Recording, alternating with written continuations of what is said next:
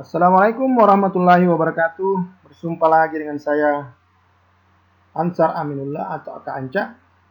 Kali ini saya akan membahas sebuah materi yang menarik untuk kita pelajari, yaitu logika. Logika sering kita ucapkan, apa sih itu logika? Untuk apa itu logika? Dan bagaimana itu logika? Berikut penjelasannya. Pengertian logika. Secara etimologis, logika berasal dari bahasa Yunani yang memiliki arti sebagai hasil pertimbangan, akal, dan pikiran yang diutarakan melalui kata yang dinyatakan dalam bentuk bahasa. Ya, jadi hasil pemikiran dan pertimbangan akal yang diutarakan melalui kata dan dinyatakan dalam bentuk bahasa. Ya.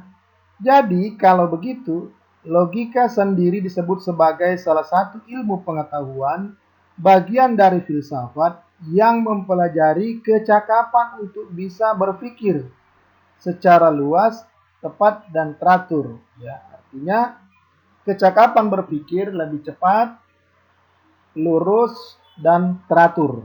Itulah kira-kira pengertian sederhana tentang logika.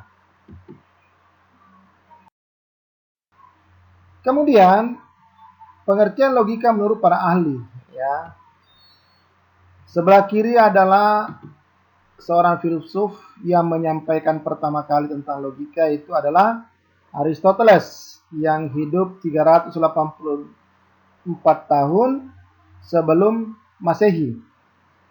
Menurut Aristoteles, logika adalah ajaran mengenai berpikir secara ilmiah, membahas wujud pikiran itu sendiri, dan hukum yang mengendalikan pikiran. Ya, itu menurut pendapat Aristoteles.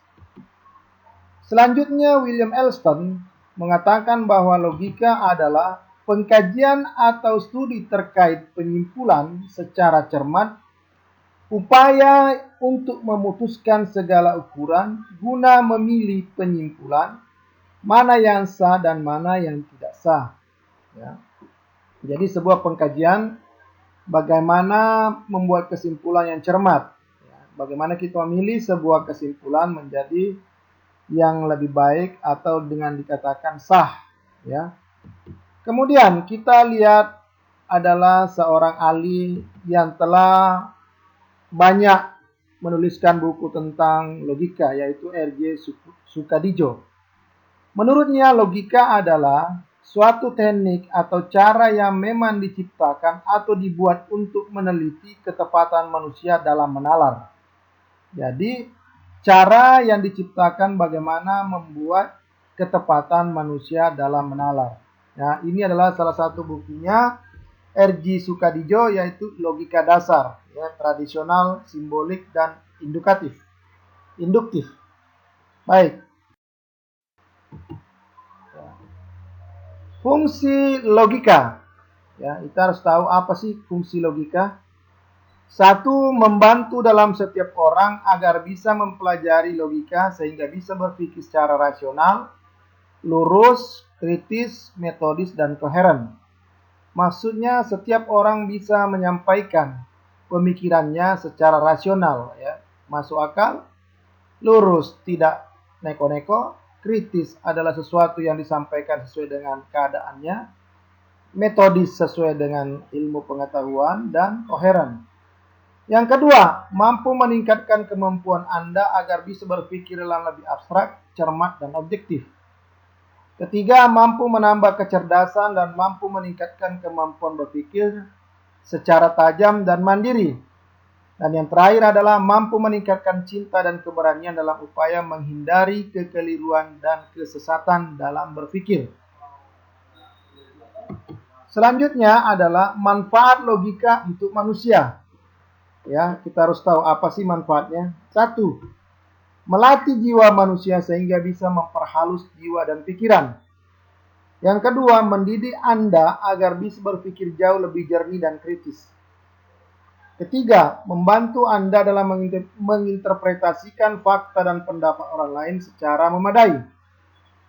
Yang keempat, logika bisa membantu Anda juga untuk mendeteksi penalaran yang keliru dan kurang jelas.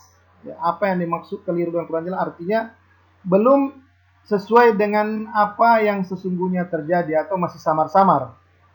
5. Logika bisa memancing pemikiran yang lebih ilmiah dan reflektif. 6. Daya hayal Anda akan semakin tinggi sehingga membuat Anda menjadi lebih kreatif dan imajinatif. 7. Dengan membiasakan diri untuk terus berlatih, maka akan membantu Anda untuk lebih mudah dan lebih cepat mengetahui di mana letak dari sebuah kesalahan. Dan yang terakhir adalah studi logika juga mendidik Anda untuk terus berpikir lebih jernih dan lebih kritis terhadap sesuatu fenomena yang terjadi di sekitar Anda atau di wilayah tempat kerja Anda ataupun di negara Anda, seperti itu. Berikut adalah sebuah dialog yang cerdas yang mungkin Anda perlu tanyakan. Ya. Baik. Salah seorang wanita bertanya, tolong, bagaimana cara melatih logika? Ya, salah satu di antaranya adalah mereka menjawab, Anda harus mampu berpikir secara sistematis atau dengan menerapkan sistem thinking. Artinya, kalau Anda mau melatih logika, maka Anda harus berpikir secara sistematis, berurut-urutan atau berdasarkan tahap-tahapannya secara keseluruhan, atau dengan menerapkan sistem thinking. Kemudian bertanya lagi, lalu apa yang dimaksud dengan berpikir secara logis? Yang tadi bagaimana melatih logika, sekarang apa yang dimaksud dengan berpikir secara logis? Dijawab oleh wanita yang sebelahnya adalah, oh itu.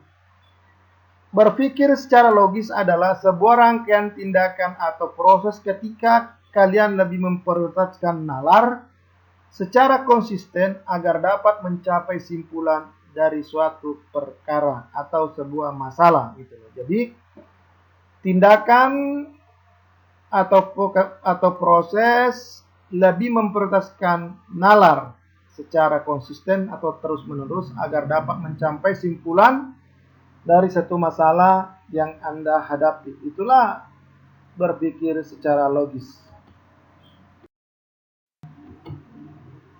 Baik, komponen berpikir logis. Ya. Satu, konsep.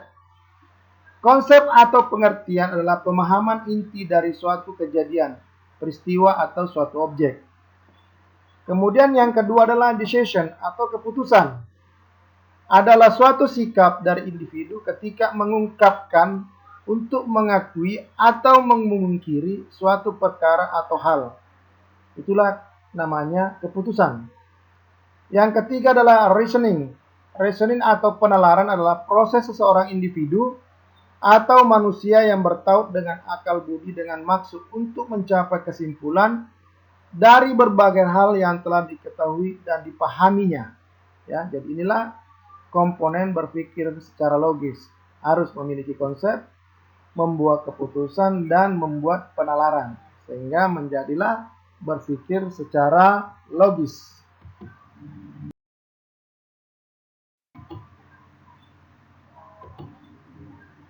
Lalu bagaimana cara berpikir logis? Cara melatih berpikir logis adalah belajar melakukan dan menerapkan hal baru yang merangsang Anda berpikir secara urut-urutan dan tak boleh keliru. Artinya, untuk berpikir secara logis, Anda harus melatih diri, belajar melakukan menerapkan hal yang baru yang merangsang Anda berpikir secara urut-urutan, secara sistematis, atau bertahap demi tahap. Ya, memulai dari awal sampai akhir, tidak serta-merta memikir atau membuat sesuatu tanpa ada cara landasan berpikirnya atau sistematisnya, seperti itu. Nah, bagaimanakah untuk melakukannya? Maka caranya adalah seperti berikut.